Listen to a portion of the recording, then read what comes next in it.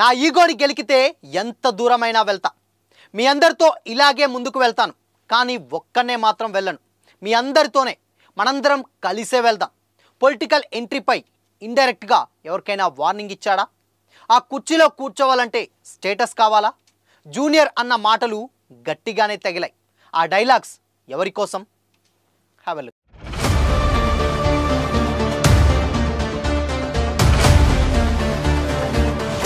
Hi hello, welcome to Disha TV. తప్పకుండా ఇది జరిగి తీరుతుంది అని ధీమాగా చెప్పడానికి రాసి పెట్టుకోండి అని అంటూ ఉంటారు. ఇది కూడా అలాంటిదే. జరగడం కొంచెం లేట్ అవ్వచ్చేమో, కానీ జరగడం మాత్రం పక్కాగానే కనిపిస్తుంది. జూనియర్ ఎన్టీఆర్ కళ్ళలోని కసి, మాటలోని ధీమా, ప్రవర్తనలో పరివర్తన ఇవన్నీ చూస్తుంటే ఏదో జరగబోతుందనేది తారక్ బలంగానే చేయబోతున్నాడనే విషయం స్పష్టమవుతుంది. జూనియర్ చేయబోయేది సినిమాల్లో అయితే అది పెద్ద మ్యాటర్ కాదు. కానీ ఎన్టీఆర్ అడుగులు తాత నందమూరి తారక రామారావు బాటలో రాజకీయాల వైపు పడబోతున్నాయనే వార్తలు మళ్ళీ ఊపందుకున్నాయి. దీనికి బలమైన కారణమే ఉంది. ఎన్టీఆర్ నోటి నుంచి వచ్చిన తూటా లాంటి మాట కూడా ఉంది.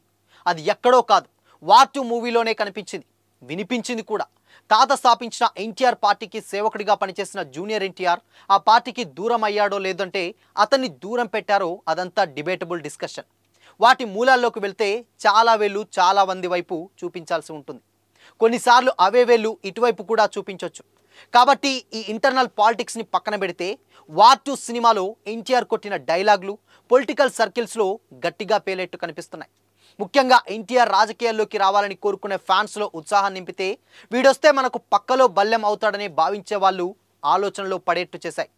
వార్ 2 మూవీలో ఎన్టీఆర్ది నెగిటివ్ షేడ్స్ ఉన్నటువంటి క్యారెక్టర్, పవర్ అండ్ కుర్చీ కోసం ఆరాటపడే క్యారెక్టర్. ఓ సీన్లో కుర్చీకి నేను ఎందుకు అర్హుణ్ణి కాదు, నువ్వెందుకు అర్హుడివి అన్న అర్థం వచ్చేలా హృతిక్ని అడుగుతాడు ఎన్టీఆర్. ఆ సందర్భంలో నీకంత స్టేటస్ లేదని అంటాడు హృతిక్.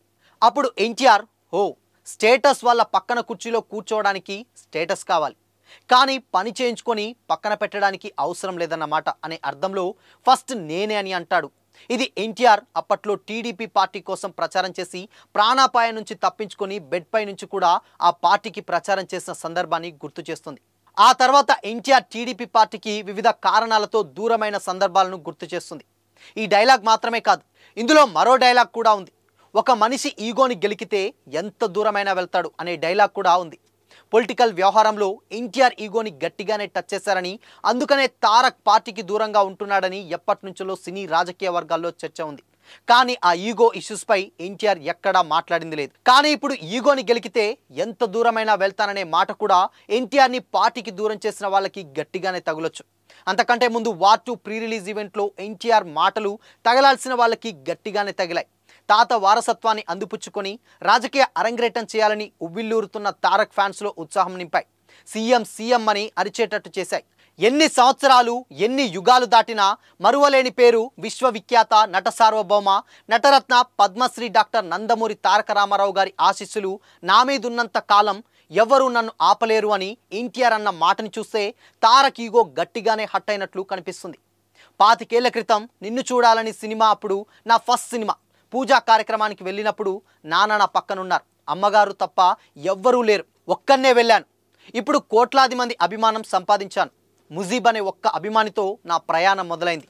ఇప్పుడు ఇంతమందికి చేరింది. నా బాధలో నాతో పాటు మీరు కూడా కన్నీళ్లు రాల్చి దేవుడికి మీరు కోరుకున్న ప్రార్థనలకి ఎన్ని జన్మలెత్తినా మీ రుణం తీర్చుకోలేను. నా జీవితం మీకే అంకితం. ఈ జన్మకి ఇది చాలు. జీవితాంతం మిమ్మల్ని ఆనందంగా ఉంచడానికి నా అడుగులు పడుతూ ఉంటాయి. మిమ్మల్ని బాధ పెట్టను. దేవుడు చల్లగా చూస్తే ఇంకొన్నేళ్ళు మీ అందరితో ఇలాగే ముందుకు వెళ్తాను.